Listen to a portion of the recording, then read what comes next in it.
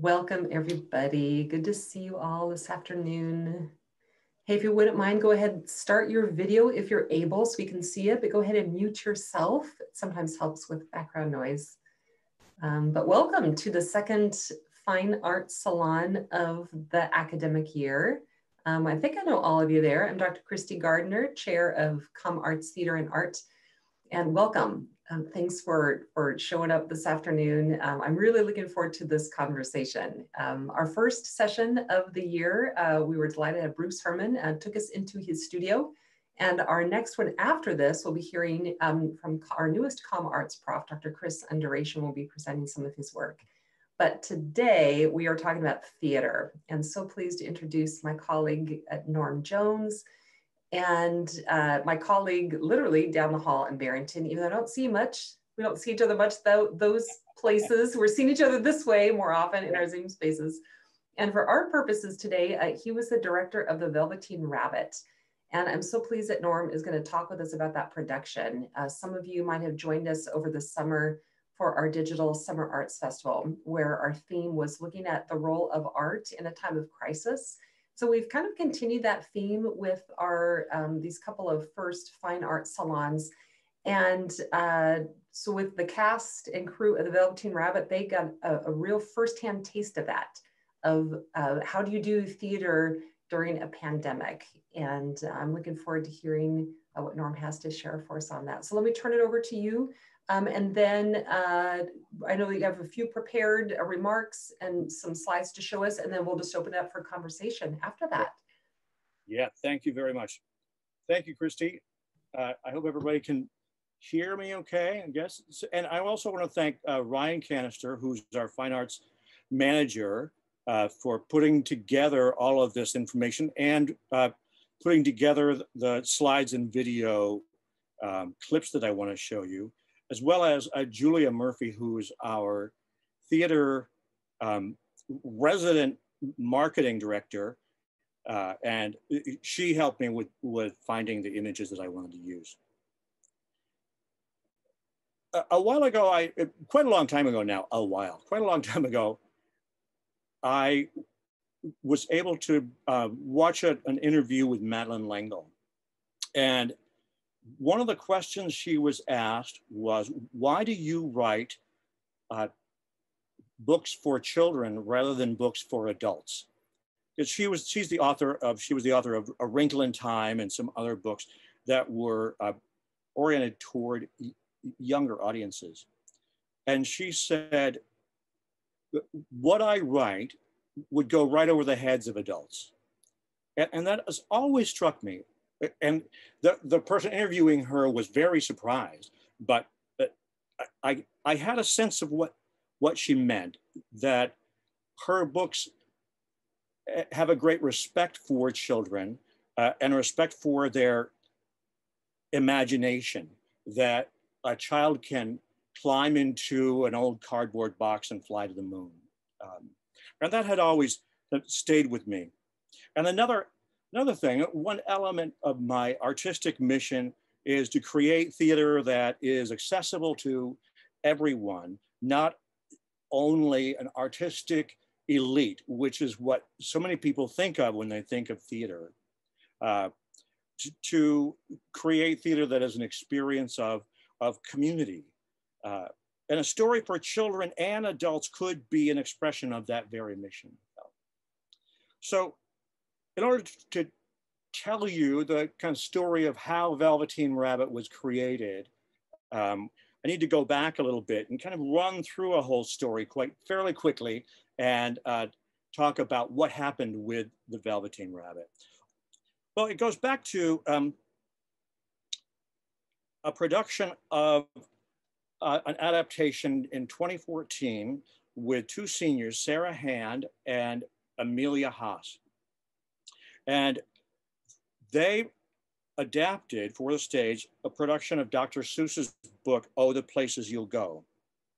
And in that adaptation, we performed it here at Gordon, but then we really wanted to take it to some other schools. And right, you can see a picture there of when we took it to the school in Revere Innovation School. Thanks to Priscilla Nelson, we were able to make that connection. And Val Buchanan, who had arranged all of it and also gotten a grant for the school so that they could get copies of books and study guides, etc.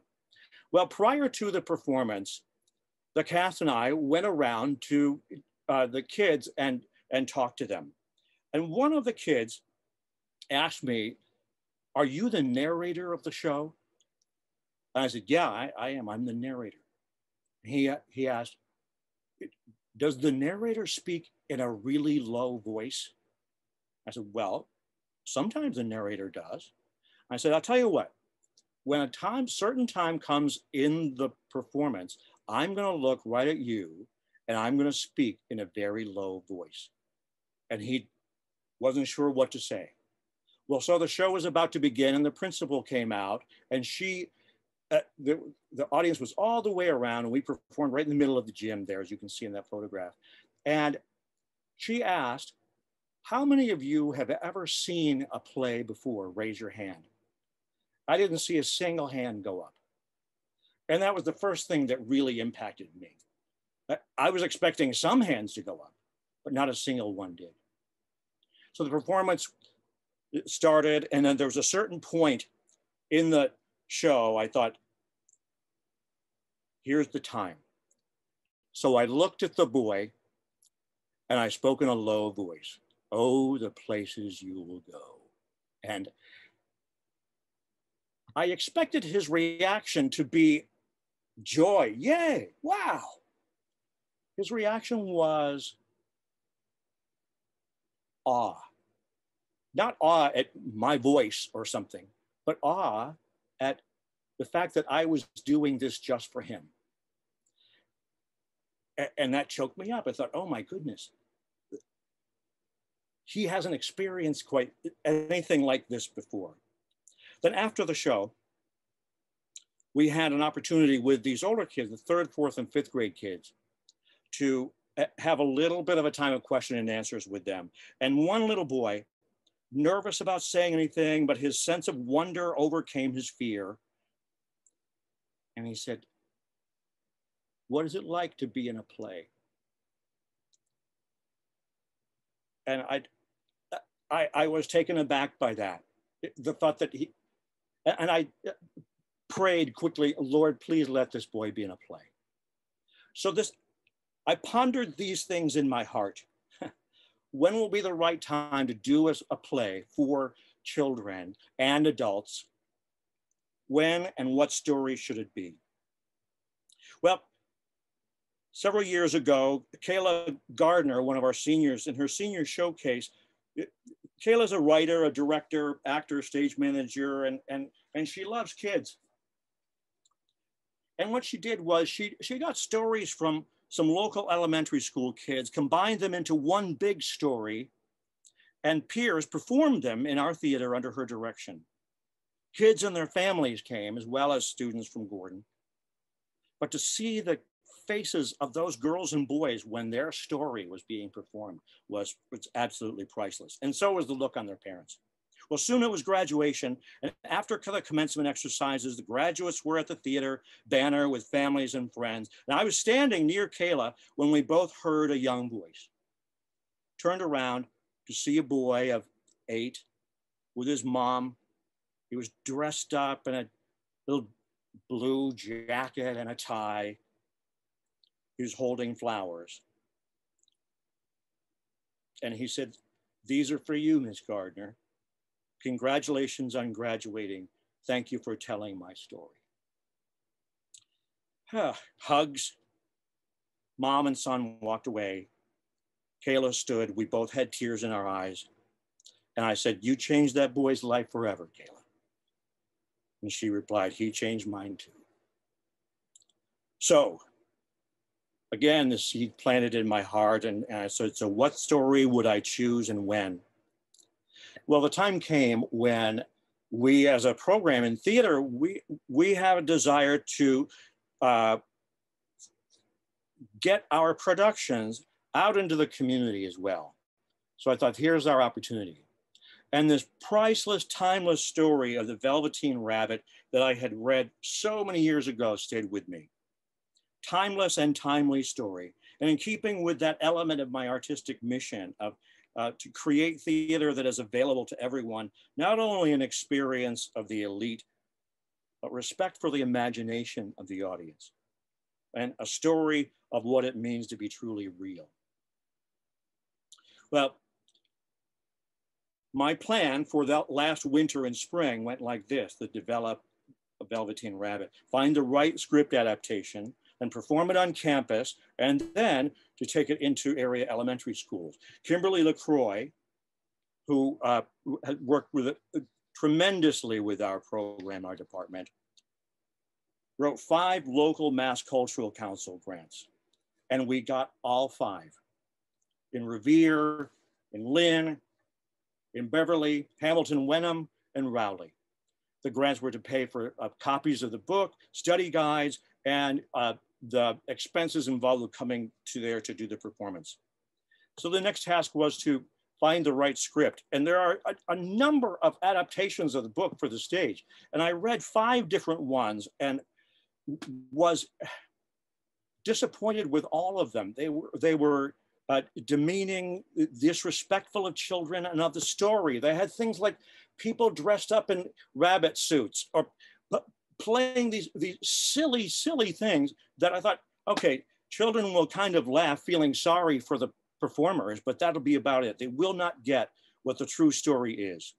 So I thought, okay, well, I'm going to have to write an adaptation myself over Christmas break to really get from this story what I think should happen. So in the midst of researching that, I read a review of a recent production of The Velveteen Rabbit performed in London at the Unicorn Theatre. And the review in The Guardian said this is a quote from it: "This is a show with both a brain and a heart, and one that operates as a sustained metaphor. It completely trusts its audience and so celebrates the power of every child's imagination, as well as the importance of play acting. It is also a salute to the thrilling, transformative possibilities of theater itself." But oh my gosh, wow, that is just what I want to do with the show. But it didn't say who wrote this adaptation. It mentioned the theater company, it mentioned the director. But then I read other reviews. That production traveled from London to New York, to Seattle, and to some other cities. So I read those reviews, New York Times and Seattle Times. No mention of the writer in the adaptation. So, but okay, I'm going to contact the theater and see if I can communicate with the director. Her name is Pernie Morell. Wrote to the Unicorn Theater, and Pernie Morell was no longer there at that theater. So my wife, who's really good at sleuthing on social media, and I'm terrible at that. I don't know what a hashtag is from hash brown potatoes. I really don't know. But she was able to track down Pernie Morell, who was no longer in London, and she was in the Netherlands at another theater. So I contacted, I got her email address, I wrote to her, and the very next day she wrote back. And here is a wonderful serendipity that I felt like, okay, God, thank you very much. It feels like your hand is in this. She wrote back the very next day and said, "Dear Professor Jones, thank you for writing to me. It is remarkable that I got this email because I just returned from maternity leave today and your email was at the top of the list. So here's my other email address so that when we correspond in the future, I will get it more quickly." So I told her what I was interested in. She said, "This is delightful. We've had a wonderful email exchange." And she sent me this unpublished script, actually several adaptations of the script that she and the company of actors had developed, along with a copy of this musical score of the original music composed by Jason Carr. And that began a delightful communication with Pernie, who I asked, "Is it okay if I use this script? Can I adapt it?" She said, the only requirement I ask is that any adaptation you do, just simply send it to me because I'm interested to see what you do. She had written it originally for 4 actors. And so what I wanted to do was adapt the script from 4 to 9 with a kind of chorus of narrators. So they began enlisting a production team. In fact, that's one of the things I'd love to have everyone listening for, is the collaboration of any theater event. So for example, Priscilla Nelson and and Val Buchanan and many others to make the production happen in Revere. But now our production team here, Jess Richmond as our technical director, Jill Ragati as my movement director, Michael Harvey as scenic and lighting director, Ellie Dixon with costumes, Elizabeth Van Bever for sound, and the beginning of a team there. So I adapted the script. We had auditions and rehearsals. And so let's take a look at some pictures of some of the rehearsal process in late February and March. So there's a guy, there's Chris Ortiz. Does he not look like a rabbit or what? He looked just like such a rabbit. Let's see another one, Ryan. Good. So this was, again, in the theater, you can see the pieces of the set that we were creating so that we could move these very easily to schools, and it was kind of collapsible. Another one, Ryan, one more. And look at this. So this was a scene that, of course, we couldn't possibly do it this way when we were adapting during a pandemic. But do you remember there was a time when we could actually all be together just like that? It's hard to imagine now, but there was a time, and it wasn't that long ago, although it seems in some ways like a century. So there we were, we did it. We were just over 1 week away from opening. The set was finished, costumes were ready, lights were hung and focused, and then pandemic came. So what did we do? How did it happen that we could get this thing to actually go toward performance when we were so close? So many theaters were having to simply completely abandon what they were going to do. But I got thinking, well, you know, we have a piece that is flexible in both the scenic elements, but also in the script, and we can overcome obstacles. And there are a lot of obstacles to try to get this to happen, more than what I was expecting. So we knew we weren't going to be able to perform on campus, of course. We weren't going to be able to perform in our theater. We weren't going to be able to perform in the schools that I had scheduled to fulfill the grants. So what was our response? Well, I had multiple scenarios of when and how and where, and I ended up spending a lot of time reading state guidelines for performances, which were changing basically weekly for a while as to what would happen. Began to communicate and pitch ideas for performance to many people: Jeff Miller, Sandy Dineski, Christy Gardner, Chris Imming, Chris Jones, the orientation staff, the athletic staff, physical plant folks, and many others. I did more Zooming than I thought. I thought Zooming was going to be over during the Christmas break, but in fact, it increased. And there was a time that I thought Zooming was no more than just going really fast, you know, but this was something different. So it ultimately came to pitch the idea of going outside, because the guidelines were such that we could do that. And so you need to make changes. I contacted the cast to say how many of them could return early, because part of the purpose of doing it outside at the beginning then of the school year was to create community, to be part of a way of creating community on campus after so much isolation and after the anxiety, amidst the anxiety of people returning to campus. So I revised the script from 9 to 8. That was another revision because one of our cast members, Brittany Cardoza, could not return for those early rehearsals. All the cast and crew were tested early for COVID, so they had a negative test to return. We began rehearsals. And I'll show you some pictures of those rehearsals. And you'll notice some of the differences. So there we are outside. I chose the location from Google Earth because I couldn't get to campus. And so I chose where it could be with the background of that huge tree. And there was our set outside and all the other pieces that Jess Richmond coordinated bringing back and forth. We did rehearse very intensely, kind of a morning session, afternoon session, and evening session, just right up to the point where we were starting classes and then starting rehearsals in just the evening once classes started.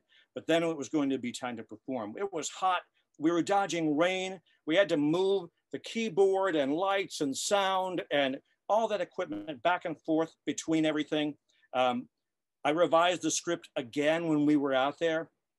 And Jill would come to me, or Michelle, or Michael Harvey, or Jess, or Ellie, or EVB, and would say, what if we, and I would just say, yes, let's do that. Because of the urgency of getting the thing going. And I really trusted that we all had the same sense of artistic integrity and the same concept in mind.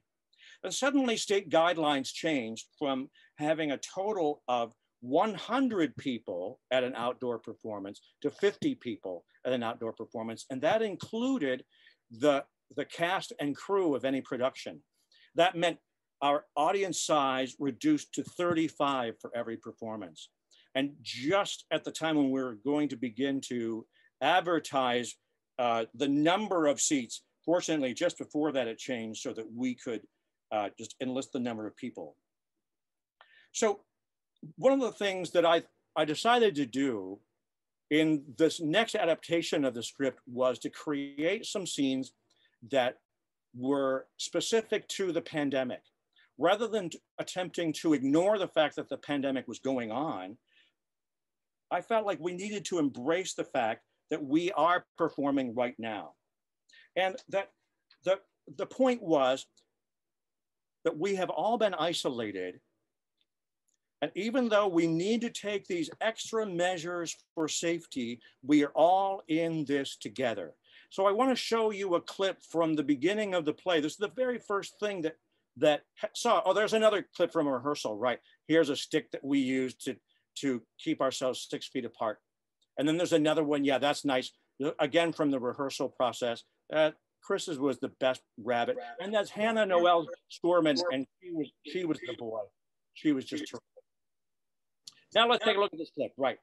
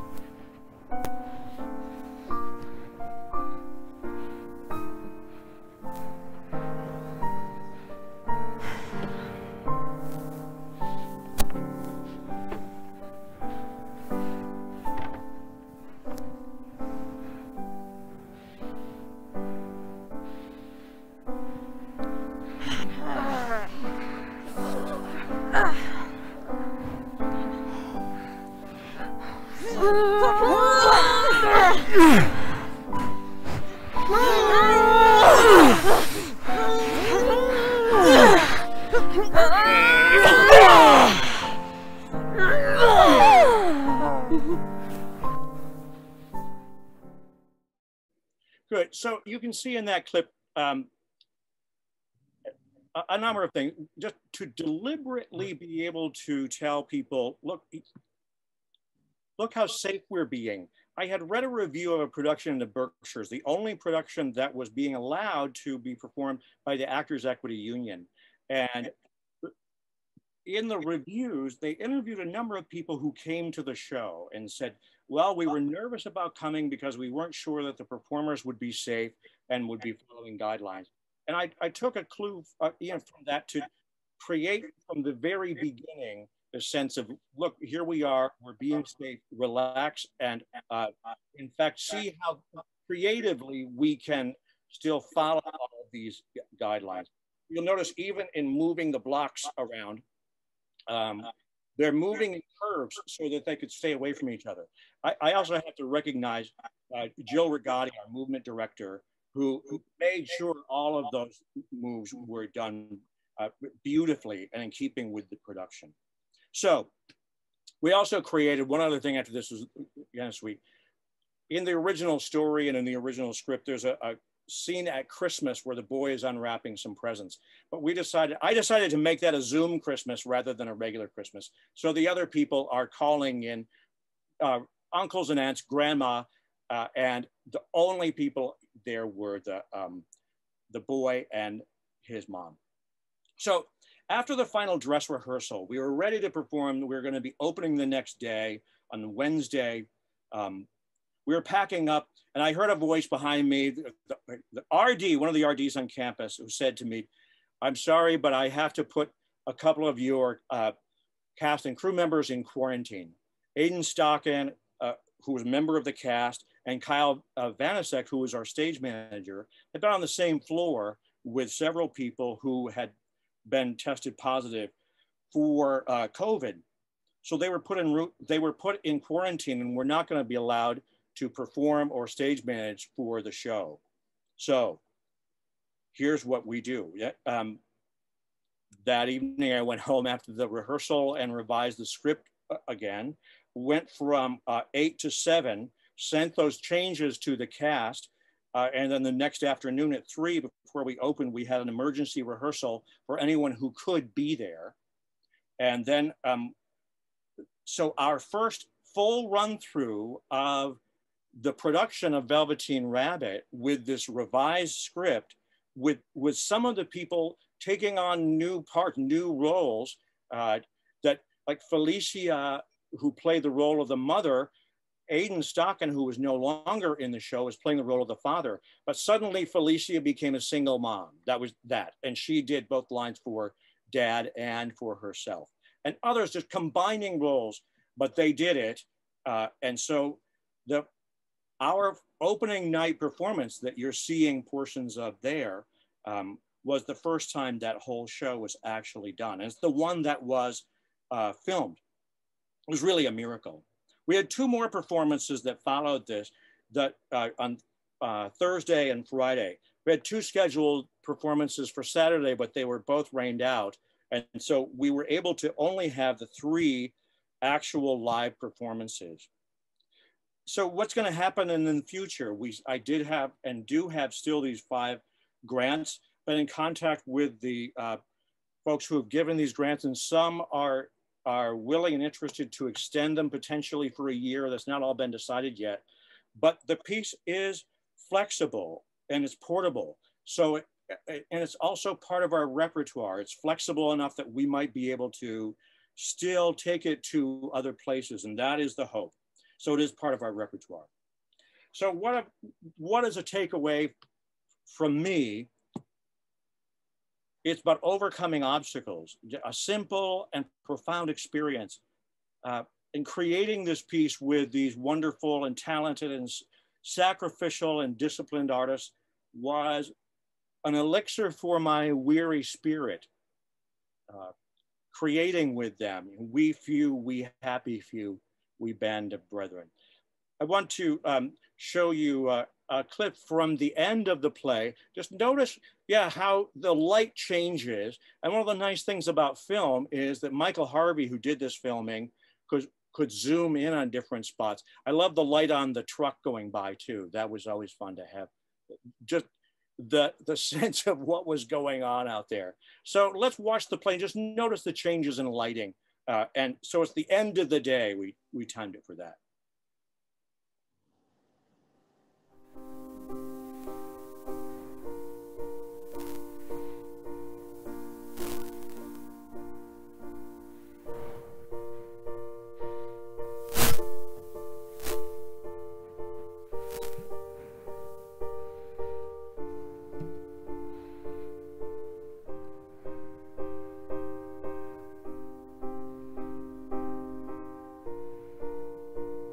that night, the boy slept in a different bedroom, and he had a new bunny to sleep with him. It was a splendid bunny, all white plush with real glass eyes. But the boy was too excited to care very much about it. For tomorrow, he was going to the seaside. And he was so excited that nothing else mattered. And while the boy was asleep, dreaming of the seaside, the little rabbit sat among the old picture books and toys, waiting on the bonfire at the end of the garden, and felt very lonely. His coat had grown so thin and threadbare from hugging that it was no longer any protection to him, and he was shivering a little. Nearby, he could see the thicket of raspberry canes growing tall and close, like a tropical jungle, in whose shadow he had played with the boy on bygone days. He thought of those long, sunlit hours in the garden, and how happy they were. And a great sadness came over him. He seemed to see them all pass before him, each more beautiful than the other. The fortress, and the fairy huts in the waterbeds, quiet evenings in the wood when he lay in the bracken, and the little ants run over his paws. The wonderful day when he first knew that he was real. He thought of the skin horse, so wise and gentle, and all that he had told him. Of what use was it to be loved and lose one's beauty and become real if it all ended like this?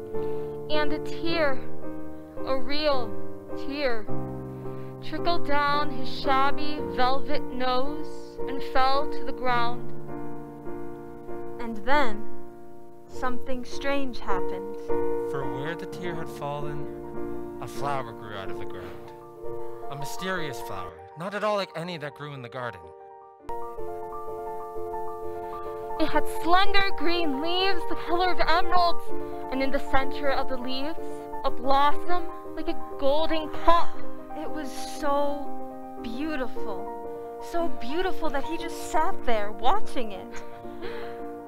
And presently, the blossom opened, and out stepped a fairy. She was quite the loveliest fairy in the whole world. Her dress was of pearl and dewdrops, and she had flowers around her neck and in her hair. And she came close to the little rabbit, and she kissed him on his shabby velvet nose that was all damp from crying. Little rabbit, don't you know who I am? I am the nursery magic fairy. I take care of all of the playthings that the children have loved. When they are old and worn out, and the children don't need them anymore, then I come and take them away with me and turn them into real. But wasn't I real before? You were real to the boy because he loved you. Now, you shall be real to everyone.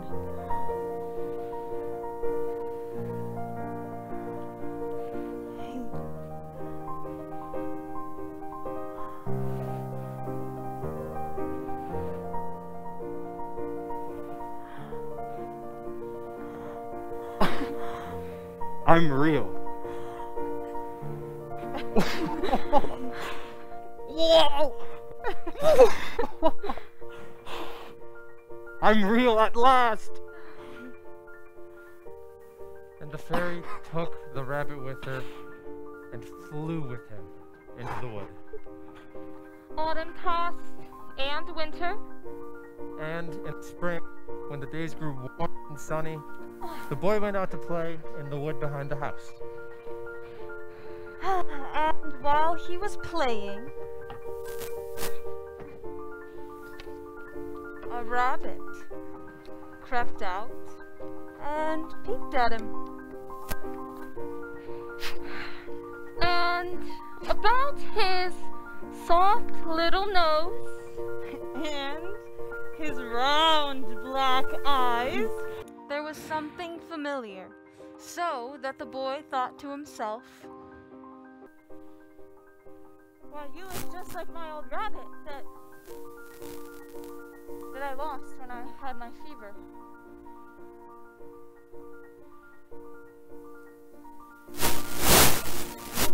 Hello.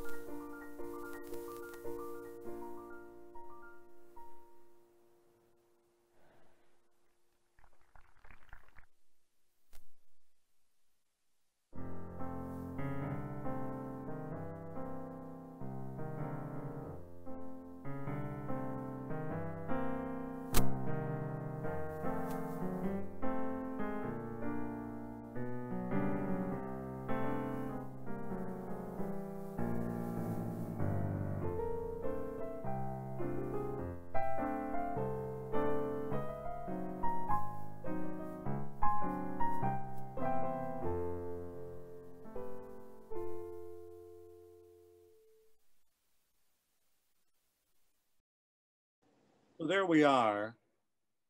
I want to especially thank some people. Special thank you to all the people who made this thing possible. The cast members, Hannah Noel Scorman, Chris Ortiz, Felicia Urias, Yankelina Duran, Jasmine Rupani, Anna Spangler, Aidan Stockan, Jesse Kreisel, Kyle Vanasek, Michelle Muir, who was our accompanist, Julia Murphy, Miranda Taylor, Tess Hartley, Arabella G, Elise Lusardo, Elizabeth Van Beber, and many, many others.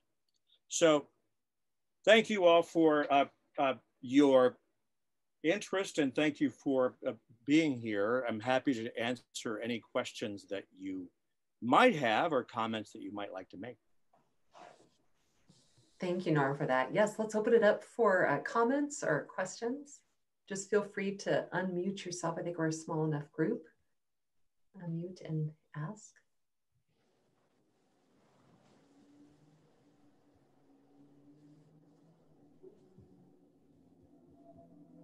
Norm, if I could start out with a question, maybe while folks are thinking.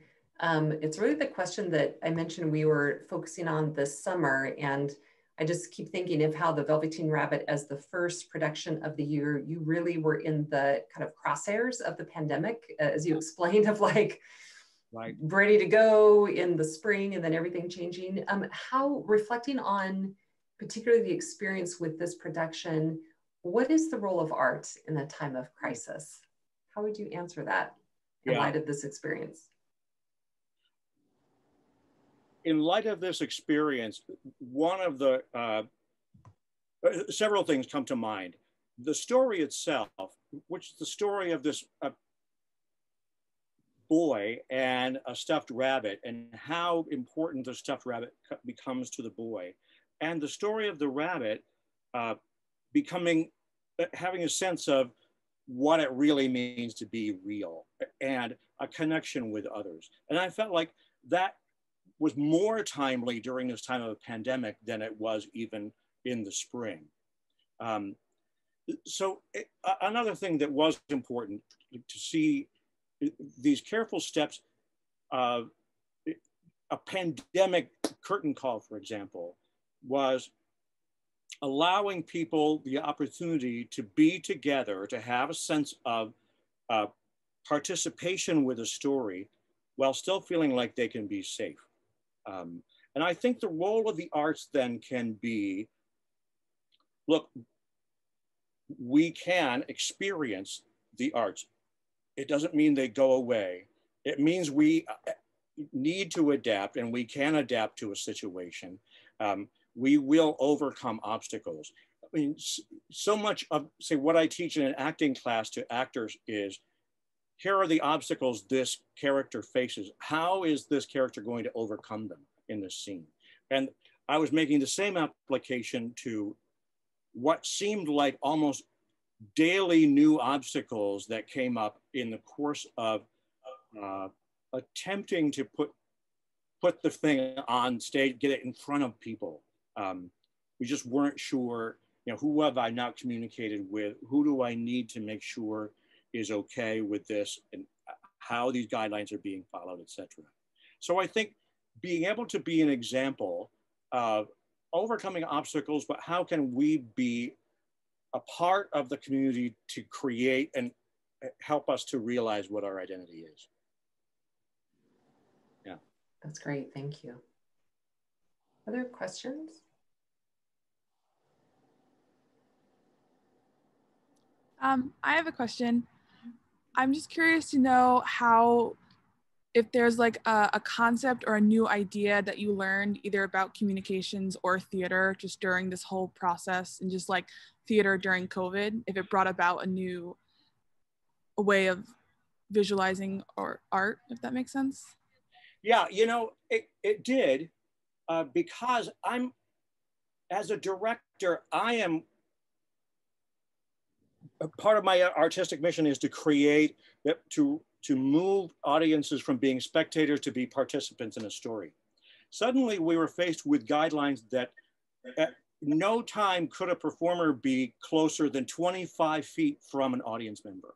25 feet is a long ways when we are accustomed to our wonderful Margaret Jensen theater, where we're all around. And that's the way the piece was intended to be on three sides. So how do we find ways of still creating that relationship? And audience members are all 6 feet apart as well. How do we still create that relationship so the audience does not feel like spectators? So that, for the example at the beginning, was helpful, trying to create this mood, trying to find ways of what are things that this audience relates to. So Christmas becomes something Zoom. You could feel with the audience how they related to that. You know, looking at each other, yeah. And so some things did not change, but in terms of trying to create that relationship for an audience, between audience and actor, but the means of doing it required, in some ways, a larger sense of performance than I normally do as a director. So that's my sense. And performing with a mask on and having muffled sound, and how do we, the technical things of working with an actor, how are we going to put lights on this thing? Michael Harvey was, I mean, just these technical things to overcome. Michael Harvey, our lighting and scenic designer, is a miracle worker. We were planning on having some lights that was just kind of give a general wash to the stage. He said, well, you know, I have these lights that are LED, they can change colors, and they all run off of Wi-Fi, and I happen to have 20 of them. Why don't we just use those? He said, are you kidding? So he went home, he got these cases of those white lights that you saw.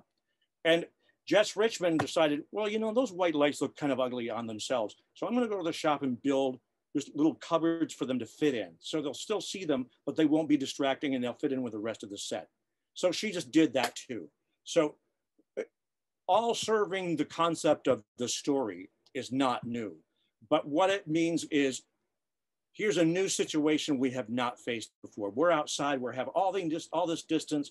So let's find the way to do it really all together. And no one calling attention to themselves, but it was absolutely everyone doing it together, time after time after time, in all kinds of ways. So that'd be it.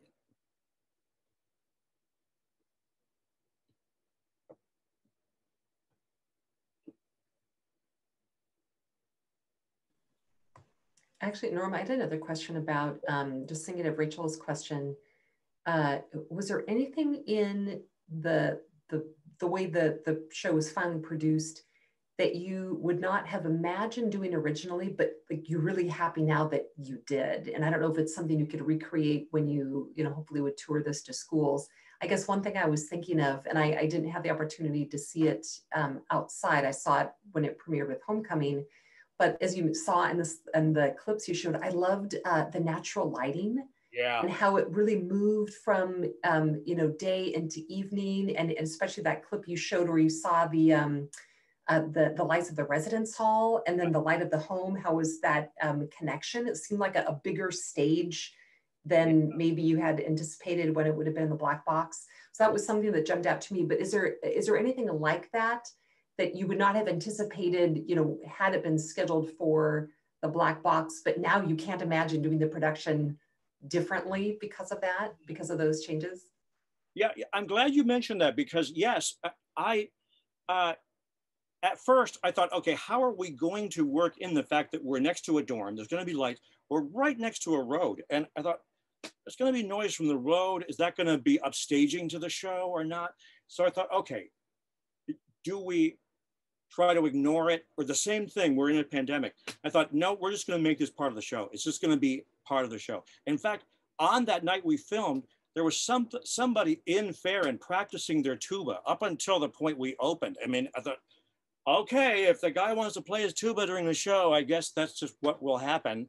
But I do think what I would want to do, if I were to do it in the theater or in schools, is to create, in some ways, an outside world that's also affecting this inside world of the boy and the bunny. That they are within this family, but they also have their own world, but the outside world is there. And that can represent all of us, but in a way, it's another potential conflict that the boy and the bunny are facing. How do we overcome that?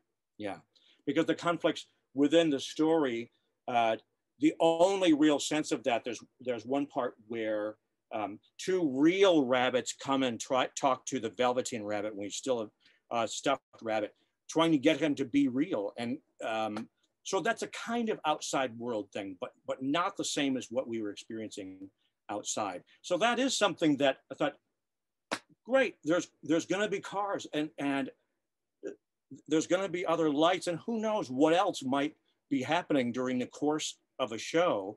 When we were rehearsing sometimes when, there are other folks doing orientation events around us, and they said, are you okay? I said, oh yeah, just hang out, go ahead, do your events, and we'll just do our thing, and that'll be just fine.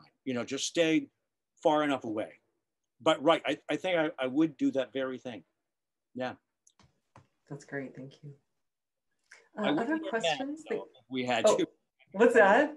I wouldn't wear a mask. That was one thing that I'd love to do, is have the mask on. But there are some things that, in reblocking the show from spring to fall, Jill and I met quite a bit over the break to talk about that. And in the original staging, there is some, the rabbit and the boy have this close relationship. So they were close to each other when the boy first takes the rabbit out of the stocking, kind of playing with him, and then just embraces him and holds on to him for a moment happily, like a little child would.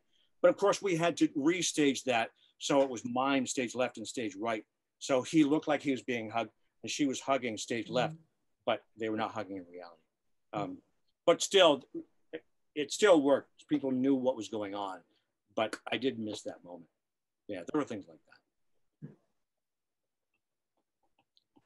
Other questions, things that you're thinking about?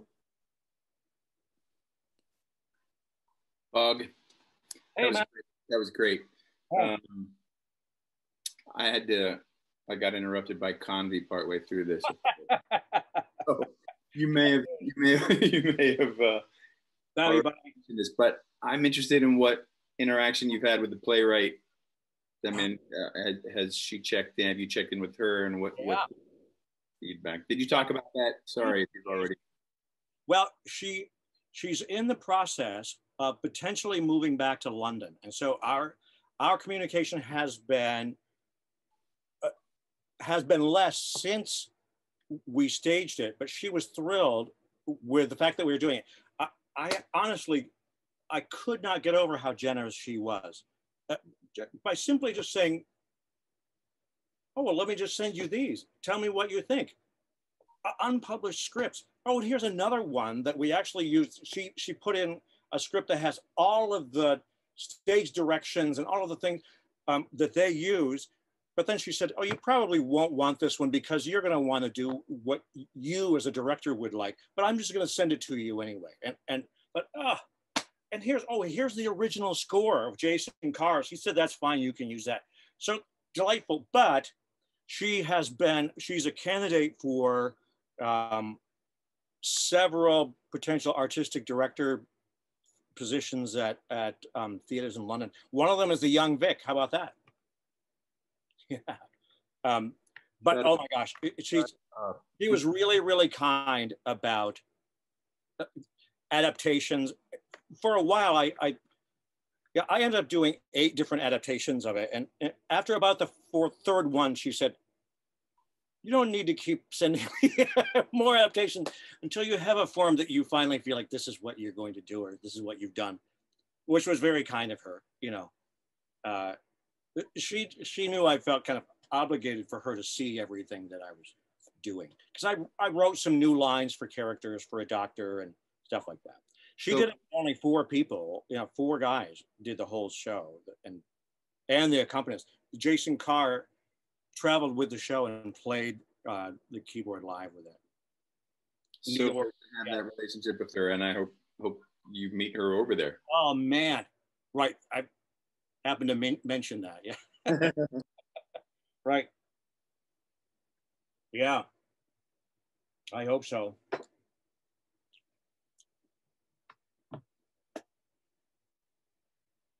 I should send you the scripts that she sent to me originally. You'd be interested to see them. Yeah.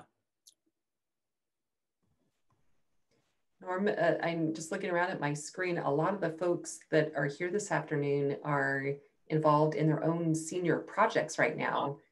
A lot of ComArts folks. And I don't know, do you have any words of advice? Because a lot of these students are, as I know from reading their project proposals, really wrestling with how to maybe adapt their vision to kind of our COVID realities, particularly students doing film projects, things like that. I don't know, any advice of how to still kind of hold true to your artistic vision and yet, I don't know, just live in our pandemic world? Yes. A couple of things. Communicate like crazy with everyone possible. Making sure that if you have a thought, if you have an idea, don't just go ahead and do it without communicating with some other people within the department, with peers, but also people who may not know anything about what you're doing in the project, to get some feedback from them. So communicate like crazy, but also don't find yourself restricted by what has to be. You know, it has to be like we would have done it anyway. It doesn't have to be that. You can find a way within this situation, within this time, to still ask, well, what if they are distant? What if, these were some of the questions we had, Jill and I worked out a lot with. We had this scene, this big adventure scene, and we had a lot of stuff. You saw a picture of them kind of creating these waves with their bodies. Thought, okay, we can't do that, but what if, here are these sticks that I thought of, let's have 6-foot sticks so everybody knows we're safe. But couldn't the sticks, what if the sticks were lots of other things? They become waves, they were swords, they become a big bird with a blanket on them later. The same sticks. So it's really a question of asking just what if, what if, what if. But make sure that you're not trying to get away with something that later somebody's going to have to say, no, you know, I really don't think you can do that because it's not safe. It's not in keeping in line with protocols and safety. You know, there's no need to jeopardize the safety of the community because of the work. The work itself can be an expression of what it means to be within this world and still have the story you want to tell. So embrace the thing, as hard as it is, as strange as it might be, but it will stretch the creative process for you. You can do it. That's great. Thank you for that advice. And I'm just checking, I see we're right at the end of our hour together. Any final words, Dr. Jones, to share with the group? Oh, man.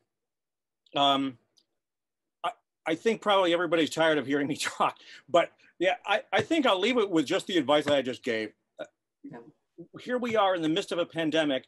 Nobody's having a great time with it, but it is very important that we given the gifts God has given to us, whatever those may be, to be able to exercise them in a way that brings about a sense of, yes, we are isolated. Yes, this is difficult.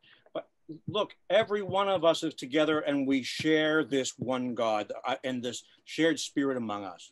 And let us as artists celebrate the opportunity to be co-creators with him.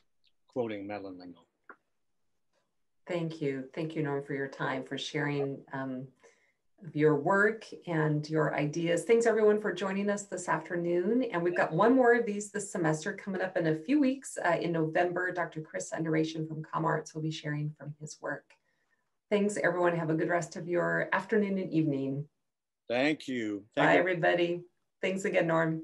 Thank you so much. Thank you.